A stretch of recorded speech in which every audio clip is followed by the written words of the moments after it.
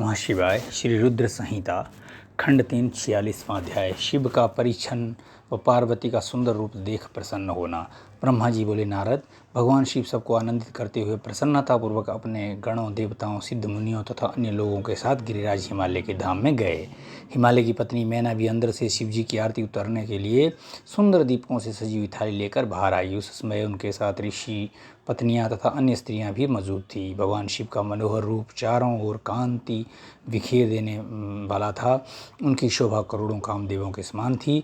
उनके प्रसन्न मुखारविंद पर 3 नेत्र थे। अंग कांति चंपा के समान थी। शरीर पर सुंदर वस्त्र और आभूषण उनके व्यक्तित्व में 4 चांद लगा रहे थे। उनके मस्तक पर सुंदर चंद्र मुकुट लगा था। गले में हार तथा हाथों में कड़े तथा बाजूबंद उनकी शोभा बढ़ा रहे थे। चंदन, कस्तूरी, कुमकुम और अक्षत से उनका शरीर विभूषित था।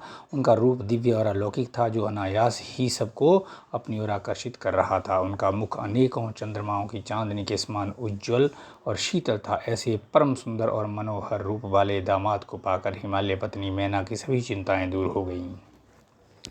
वे आनंद मग्न होकर अपने भाग्य की सराहना करने लगी। शिव जी को दामाद बनाकर स्वयं को कृतार्थ मानने लगी और अपनी पुत्री पार्वती, अपने पति हिमालय तथा अपने कुल को धन्य मानने लगी। उस समय प्रसन्नतापूर्वक वे शिव जी की आरती उतारने लगी। आरती उतारते हुए देवी मैना सोच रही थी कि जैसा पार्वती ने महादेव जी के बारे में बताया था, ये उससे भी अधिक सुंदर है। उनका रूप लावण्य तो चित्त को प्रसन्नता देने वाला तथा समस्त पापों और दुखों का नाश करने वाला है। विधि पूर्वक आरती पूरी करने के पश्चात मैना अंदर चली गई। उस समय उस विवाह में पधारी युवतियों ने वर के रूप में पधारे परमेश्वर शिव के सुंदर, कल्याणकारी और मनोहारी रूप की प्रशंसा बहुत की। वे आपस में हंसी ठिठोली कर रही थीं। साथ ही साथ अपनी सखी पार्वती के भाग्य की भी सराहना कर रही थी कि उसे शिव जी जैसे वर की प्राप्ति हुई है। वे मैना से कहने लगी कि हमने तो इतना सुंदर वर किसी के विवाह में अभी नहीं देखा। पार्वती धन्य है जो उसे ऐसा पति प्राप्त हो रहा है। भगवान शिव के सुंदर मनोहारी रूप के दर्शन करने के सब देवताओं सहित ऋषि मुनि बहुत प्रसन्न हुए। गंधर्व भगवान शिव के यश का गान करने लगे तथा अप्सराएं प्रसन्न होकर नृत्य करने लगी। उस समय गिरिराज हिमालय के यहाँ आनंद ही आनंद था। हिमालय ने आदरपूर्वक मंगलाचार किया और मैना सहित सभी वहाँ उपस्थित सभी नारियों ने वर का परिछन किया तथा घर के भीतर चली गई। तत्पश्चात महादेव जी व उनके साथ बारात में पधारे हुए सभी महानुभाव जनवासे में चले गए।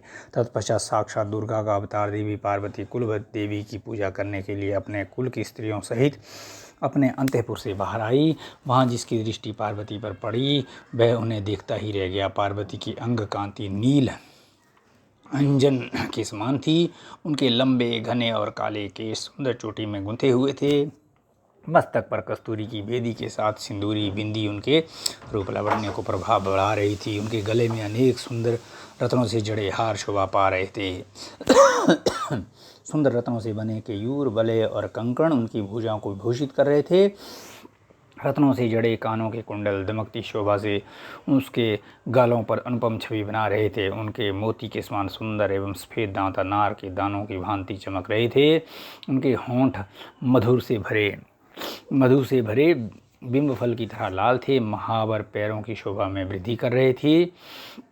उनके अंगों में चंदन, अगर, कस्तूरी और कुमकुम का अंग राग लगा हुआ था। पैरों में बड़ी पड़ी पाए जेब से निकली घुंघरुओं की रुनझुन की आवाज़ कानों में मधुर संगीत घोल रही थी। उनकी उस मंत्रमुग्ध छवि को देखकर सभी देवता उनके सामने नतमस्तक होकर जगत जननी पार्वती को भक्ति भाव से प्रणाम कर रहे थे। उस समय भगवान शिव भी उनके इस अनुपम सौंदर्य को कनखियों से देखकर हर्ष का अनुभव कर रहे थे। पार्वती के अनुपम रूप को देखकर शिव जी ने अपने विरह की वेदना को त्याग दिया। पार्वती के रूप ने उनको मोहित कर दिया था। इधर पार्वती ने कुल देवताओं की प्रसन्नता के लिए उनका विधि विधान से पूजन किया। तत्पश्चात वे अपनी सखियों और ब्राह्मण पत्नियों के साथ पुनः महल में लौट आईं। उधर में विष्णु जी व भगवान शिव भी अपने अपने स्थान पर ठहर गए। 47वां अध्याय। वर-वधू द्वारा एक दूसरे का पूजन। ब्रह्मा जी बोले, हे नारद, गिरिराज हिमालय ने उत्साहपूर्वक वेद मंत्रों द्वारा पार्वती और शिव जी का उपस्नान करवाया। तत्पश्चात वैदिक और लौकिक आचार रीति का पालन करते हुए भगवान शिव द्वारा लाए गए वस्त्रों एवं भूषणों से गिरिजानंदिनी देवी पार्वती को सजाया गया। पार्वती की सखियों और वहाँ उपस्थित ब्राह्मण पत्नियों ने पार्वती को उन सुंदर वस्त्रों एवं सुंदर रत्न जड़ित आभूषणों से अलंकृत किया। श्रृंगार करने के उपरांत तीनों लोकों की जननी महाशैलपुत्री देवी शिवा अपने हृदय धीरे में महादेव जी का ही ध्यान कर रही थी। उस समय उनका मुखमंडल चंद्रमा की चांदनी के समान सुंदर व दिव्य लग रहा था। हिमालय नगरी में चारों ओर महोत्सव होने लगा। लोगों की प्रसन्नता और उल्लास देखते ही बनता था। उस समय वहाँ हिमालय ने शास्त्रोक्त रीति से लोगों को बहुत दान दिया और अन्य बहुत भी वस्तुएं भी बांटी। गिरिराज हिमालय के राज पुरोहित मुनि गर्ग जी ने हिमालय से कहा कि हे पर्वतराज, लगन का समय हो रहा है। आप भगवान शिव तथा अन्य सभी बारातियों को यथाशीघ्र यहाँ बुला लें। तब शैलराज के मंत्री सब देवताओं सहित भगवान शिव को बुलाने के लिए जनवासी में चले गए और उन्हें जल्दी विवाह मंडप में पधारने का निमंत्रण दिया। उन्होंने शिव जी से कहा कि प्रभु, कन्यादान का समय नज़दीक आ गया है। वर और कन्या को पंडित जी बुला रहे हैं। तब भगवान सुंदर वस्त्राभूषणों से सज्जित होकर अपने वाहन नंदी पर बैठकर सब देवताओं और ऋषि मुनियों के साथ मंडप की ओर चल दिए। साथ ही उनके गण भी अपने स्वामी भगवान शिव की जय जयकार करते हुए नाचते गाते चलने लगे। शिव जी के मस्तक पर छत्र था और चारों ओर चंबल डुलाया जा रहा था। महान उत्सव हो रहा था। शंख, भेरी, पटह, आनक, गोमुख बाजे बज रहे थे। अप्सराएं नृत्य कर रही थी। चारों दिशाओं से देवगण उन पर पुष्पों की वर्षा कर रहे थे। इस प्रकार महादेव जी सुशोभित होकर यज्ञ के मंडप पर पहुँचे। मंडप के द्वार पर उनकी प्रतीक्षा कर रहे पर्वतों ने आदरपूर्वक उन्हें नंदी पर से उतारा और भीतर ले गए। शैलराज हिमालय ने भक्ति पूर्वक उन्हें नमस्कार किया और विधि विधान के अनुसार उनकी आरती उतारी। उन्होंने भगवान श्री हरि विष्णु, मुझे तथा सशिव को पाद्य अर्घ्य दिया और सुंदर आसनों पर हमें बिठाया। तत्पश्चात शैलराज प्रिया देवी मैना ब्राह्मणों सहित स्त्रियों व पूर्ववासियों के साथ वहां पधारे। उन्होंने अपने दामाद भगवान शिव की आरती उतारी और उनका मधुपर्क से पूजन किया तथा सारे मंगलमय कार्य संपन्न किए। तत्पश्चात शैलराज हिमालय मुझे, विष्णु जी व भगवान शिव को साथ लेकर उस स्थान पर गए जहाँ देवी पार्वती वेदी पर बैठी हुई थी। तब वहाँ बैठे सभी ऋषि मुनि, समस्त देवता व अन्य शिव गण उत्सुकता से शिव पार्वती के लगन की प्रतीक्षा करने लगे। हिमालय के कुल गुरु श्री गर्ग जी ने पार्वती जी की अंजलि में चावल भरकर शिव जी के ऊपर अक्षत डाले। तत्पश्चात पार्वती जी ने दही, अक्षत, कुश और जल से आदरपूर्वक भगवान शिव का पूजन किया। पूजन करते समय प्रसन्नतापूर्वक पार्वती भगवान शिव के दिव्य स्वरूप को निहार रही थी। पार्वती जी के अपने वर शिव जी का पूजन कर लेने के पश्चात गर्ग मुनि की कथनानुसार त्रिलोकीनाथ महादेव जी ने अपनी वधू होने जा रही देवी पार्वती का पूजन किया। इस प्रकार एक दूसरे का पूजन करने के पश्चात वर वधू शिव व पार्वती वहीं वेदी पर बैठ गए। उनकी छवि अत्यंत उज्ज्वल और मनोहर थी। दोनों वहाँ बहुत शोभा पा रहे थे। तब लक्ष्मी आदि सभी देवियों ने उनकी आरती उतारी। 48वां अध्याय, शिव पार्वती का विवाह आरंभ। ब्रह्मा जी बोले, हे नारद, जब गर्ग मुनि की आज्ञा के अनुसार शैलराज हिमालय ने कन्यादान की रस्मों को निभाना शुरू किया। शैलराज प्रिया मैना जी सुंदर आभूषणों से सुसज्जित होकर हाथों में सोने का कलश लेकर अपने पति हिमालय के दाहिने भाग में बैठी हुई थी। शैलराज हिमालय ने भगवान शिव का पाद्य से पूजन करने के पश्चात सुंदर वस्त्रों, आभूषणों एवं चंदन से उन्हें अलंकृत किया तथा ब्राह्मणों से बोले, हे ब्राह्मणों, अब आप कन्यादान हेतु संकल्प कराइए। तब श्रेष्ठ मुनिगण सहर्ष संकल्प पढ़ने लगे। तब गिरी श्रेष्ठ हिमालय ने आदरपूर्वक वर रूप में विराजमान भगवान शिव से पूछा, हे शिव शंकर, विधि विधान से पार्वती का पाणी ग्रहण करने हेतु आप अपने कुल का परिचय दें। आप अपना गोत्र, प्रवर, कुल नाम, वेद शाखा सब कुछ ब्राह्मणों को बता दें। गिरिराज का यह प्रश्न सुनकर भगवान शंकर गंभीर होकर कुछ सोचने लगे। सब देवताओं, ऋषि मुनियों ने जब भगवान शिव को इस प्रकार चुप देखा तो वे इस संबंध में कुछ भी उत्तर नहीं दे रहे थे और शांत थे। तब ये देखकर कन्या पक्ष के कुछ लोग उन पर हंसने लगे। नारद, ये देखकर तुम तत्काल पार्वती के पिता शैलराज के पास पहुँचे और बोले, हे पर्वतराज, आप भगवान शिव से उनका गोत्र पूछकर बहुत बड़ी मूर्खता कर रहे हो। उनका कुल गोत्र आदि तो ब्रह्मा विष्णु आदि भी नहीं जानते, तो भला कोई कैसे जान सकता है। भगवान शिव तो निर्गुण और निराकार हैं। वे परब्रह्म परमेश्वर हैं। वे निर्विकार, मायाधारी एवं परात्पर हैं। वे तो स्वतंत्र परमेश्वर हैं जिनका कुल गोत्र आदि से कुछ भी लेना देना नहीं है। ये सब तो मनुष्यों के द्वारा निर्मित आडंबर मात्र हैं। शिव जी तो अपनी इच्छा के अनुसार रूप और अवतार धारण करने वाले हैं। ये तो पार्वती के द्वारा किए हुए उग्र तप का प्रभाव है, जिसके कारण आप शिव जी के साक्षात स्वरूप के दर्शन पा रहे हैं। शैलराज भगवान शिव गोत्रहीन होकर भी श्रेष्ठ गोत्र वाले हैं और कुलहीन होने पर भी कुलीन है। इनकी विविध लीलाएं इस चराचर संसार को मंत्र मोहित करने वाली हैं। हे गिरि श्रेष्ठ हिमालय, नाना प्रकार की लीला करने वाले इन भगवान शिव का गोत्र और कुल नाद है। शिव नादमय हैं और नाद शिवमय है। नाद और शिव में कोई अंतर नहीं है। जब भगवान शिव ने सृष्टि की रचना का विचार किया था तब सबसे पहले शिव जी ने नाद को ही प्रकट किया था। इसलिए अब आप व्यर्थ की बातों को त्याग कर अपनी पुत्री पार्वती का विवाह यथाशीघ्र शिव जी के साथ संपन्न करा दो। नारद, तुम्हारी बात सुनकर शैलराज हिमालय के मन में उत्पन्न हुई शंका समाप्त हो गई। तब हम सभी देवताओं ने उन्हें धन्यवाद दिया कि तुमने इस विषम परिस्थिति को चतुराई से संभाल लिया। ये सब जानकर वहाँ उपस्थित सभी विद्वान प्रसन्नतापूर्वक बोले कि हमारे अभाग्य हैं जो आज हमने इस जगत को प्रकट करने वाले आत्मबोध स्वतंत्र स्वरूप परमेश्वर नित्य नए लीलाएं रचने वाले त्रिलोकीनाथ भगवान शिव के दर्शन कर लिए हैं। आपके दर्शन से समस्त पापों से मुक्ति मिल जाती है। इस प्रकार सब मिलकर भगवान शिव की जय जयकार करने लगे। तब वहाँ उपस्थित मेरु आदि अनेक पर्वतों ने शैलराज हिमालय से कहा कि हे पर्वतराज, अब आप व्यर्थ का विलंब क्यों कर रहे हैं? जल्दी से अपनी कन्या पार्वती का दान क्यों नहीं करते? तब हिमालय मैना ने प्रसन्नतापूर्वक अपनी पुत्री पार्वती का कन्यादान कर दिया। कन्यादान करते समय पर्वतराज बोले, हे परमेश्वर करुणा निधान भगवान शिव, मैं अपनी कन्या पार्वती आज आपको देता हूँ। आप इसे अपनी पत्नी बनाकर मुझे और मेरे कुल को कृतार्थ करें। इस प्रकार शैलराज हिमालय ने अपनी पुत्री पार्वती का हाथ व जल भगवान शिव के हाथों में दे दिया। तब सदाशिव ने वेद मंत्रों के वचनों के अनुसार मंत्रों को बोलते हुए देवी पार्वती का हाथ लेकर पृथ्वी का स्पर्श करते हुए लौकिक रीति से उनका पाणी ग्रहण स्वीकार किया। इस प्रकार गिरिराज के कन्यादान करते ही चारों ओर शिव पार्वती की जय जयकार की ध्वनि गूंजने लगी। गंधर्व पार प्रसन्नतापूर्वक उत्तम गीत गाने लगे और सुंदर अप्सराएं मगन होकर नाचने लगी। सभी इस मंगलमय विवाह के संपन्न होने पर मन में बहुत प्रसन्न थे। ब्रह्मा, विष्णु, इंद्र आदि सभी देवता भी बहुत प्रसन्न हुए। इसके बाद शैलराज हिमालय ने भगवान शिव को अनेकों वस्तुएं प्रदान की। रत्नों से जड़े हुए सुंदर स्वर्ण के आभूषण, पात्र एवं दूध देने वाली 1.25 लाख गौएं, 1 लाख सुसज्जित अश्व, 1 करोड़ हाथी तथा 1 करोड़ सोने के जवाहरातों से जड़े रथ आदि वस्तुएं सादर भेंट की। उन्होंने अपनी पुत्री पार्वती की सेवा में लगे रहने के लिए 1 लाख दासियां भी दी। तत्पश्चात विवाह में पधारे अनेक पर्वतों ने भी अपनी इच्छा और सामर्थ्य के अनुसार उत्तम वस्तुएं शिव पार्वती को उपहार स्वरूप भेंट की। इस विवाह से सभी प्रसन्न थे। सारी दिशाएं शहनाइयों की मधुर ध्वनि से गुंजायमान थी।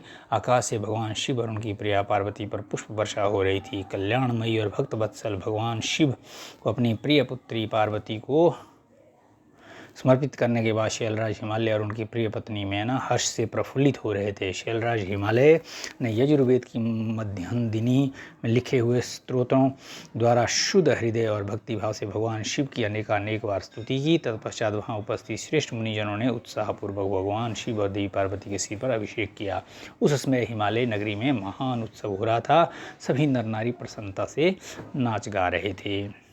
49वां अध्याय, ब्रह्मा जी का मोहित होना। ब्रह्मा जी बोले,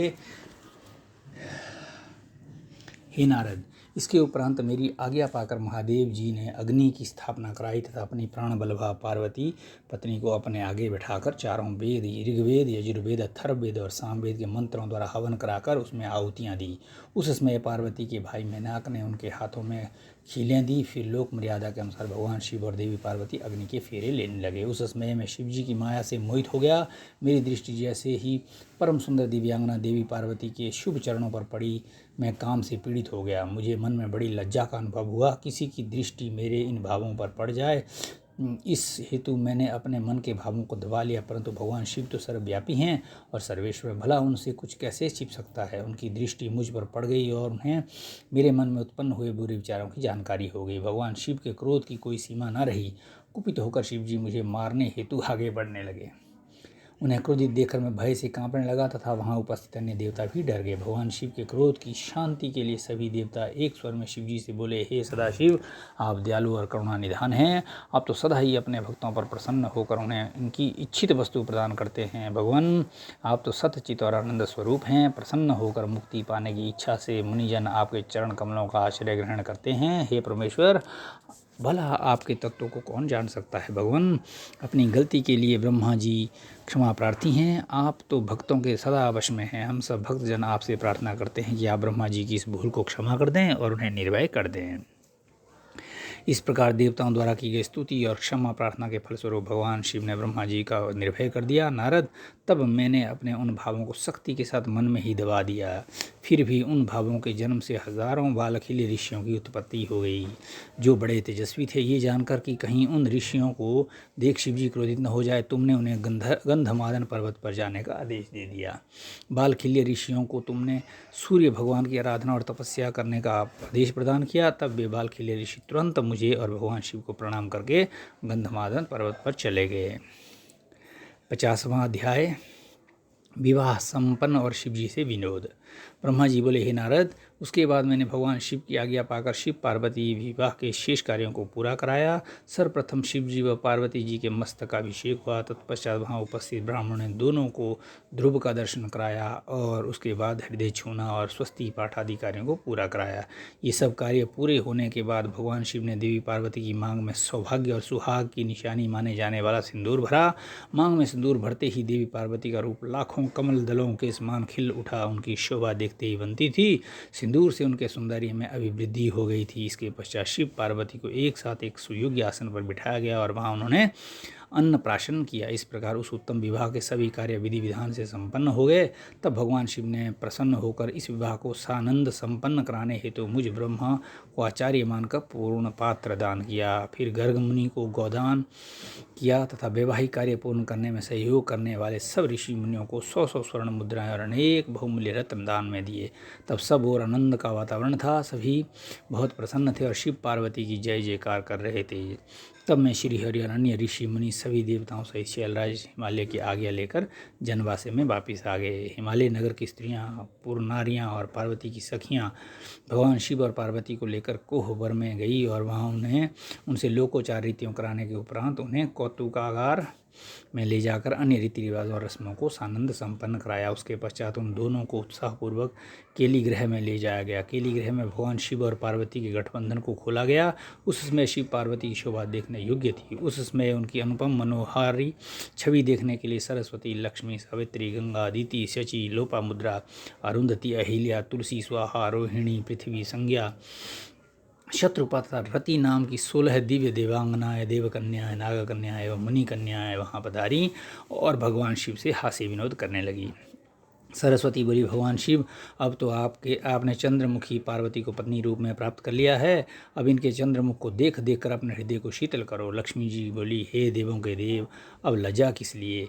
अपनी प्राण बलवा पत्नी को अपने हृदय से लगाओ। जिसने बिछड़ने के कारण आप दुखी होकर इधर उधर भटक रहे थे, उस प्राण प्रिया के मिल जाने पर कैसी लज्जा। तो इधर सावित्री बोली, अब तो पार्वती जी को भोजन कराकर ही भोजन करना और पार्वती को कपूर सुगंध युक्त तंबुल भी अर्पित करना होगा। तब जाह्नवी बोली कि हे त्रिलोकीनाथ स्वामी, स्वर्ण के समान सुंदर पार्वती जी के केश धोना एवं श्रृंगार करना भी आपका कर्तव्य है। इस पर शची कहने लगी, हे सदाशिव, जिन पार्वती को पाने के लिए आप सदा आतुर थे, तो जिनके वियोग के दिन आपने विलाप कर कर बिताए हैं, आज वही पार्वती जब आपकी पत्नी बनकर आपके साथ विराजमान है, तो फिर काहे का संकोच क्यों? आप पार्वती को अपने हृदय से नहीं लगा रहे हैं। देवी अरुंधति बोली, इस सती सुंदरी को मैंने आपको दिया है, अब आप इसे अपने पास रखें और उसके सुख दुख का ख्याल करें। देवी अहिल्या बोली, भगवान, आप तो सबके ईश्वर हैं, इस पूरे संसार के स्वामी हो। आपके पर ब्रह्म ब्रह्मा स्वरूप को कोई नकार नहीं सकता। आप निर्गुण निराकार हैं, परंतु आज सब देवताओं ने मिलकर आपको भी दास बना दिया है। प्रभु, अब आप अभी अपनी प्राण बलभा पार्वती के अधीन हो गए हैं। ये सुनकर वहाँ खड़ी तुलसी कहने लगी, आपने तो कामदेव को भस्म करके पार्वती का त्याग कर दिया था, फिर आपने क्यों आज उनसे विवाह कर लिया? इस प्रकार उन देवांगनाओं की हंसी मजाक चल रही थी और वे भगवान शिव से ऐसी ही बातें करके बीच बीच में जोर जोर से हंसी तो कभी खिलखिलाती जा रही थी। इस पर सुहा ने कहा, हे सदाशिव, इस प्रकार हम सब की हंसी ठिठोली सुनकर क्रोधित मत हो जाइएगा। विवाह के समय तो कन्याएं व स्त्रियां ऐसा ही हंसी मजाक करती हैं। तब वसुंधरा ने कहा, हे देवादिदेव, आप तो भावों के ज्ञाता हैं, आप तो जानते ही हैं कि काम से पीड़ित स्त्रियां भोग के बिना प्रसन्न नहीं होती। प्रभु, अब तो पार्वती की प्रसन्नता के लिए कार्य करो। अब तो पार्वती आपकी पत्नी हो गई है, उन्हें खुश रखना आपका परम कर्तव्य है। इस प्रकार स्त्रियों के विनोदपूर्व वचन सुनते हुए भगवान शिव चुप थे, परंतु जब स्त्रियां चुप न हुई और इसी प्रकार उन्हें लक्ष्य बनाकर तरह तरह की हंसी की बातें करती रहीं, तब भगवान शिव ने कहा, हे देवियों, आप लोग तो जगत की माताएं हैं। माता होते हुए पुत्र के सामने इस प्रकार के चंचल तथा निर्लज वचन क्यों कह रही हैं? तब भगवान शिव के ये वचन सुनकर सभी स्त्रियां शर्मा कर वहाँ से भाग गई। ओम नमः शिवाय।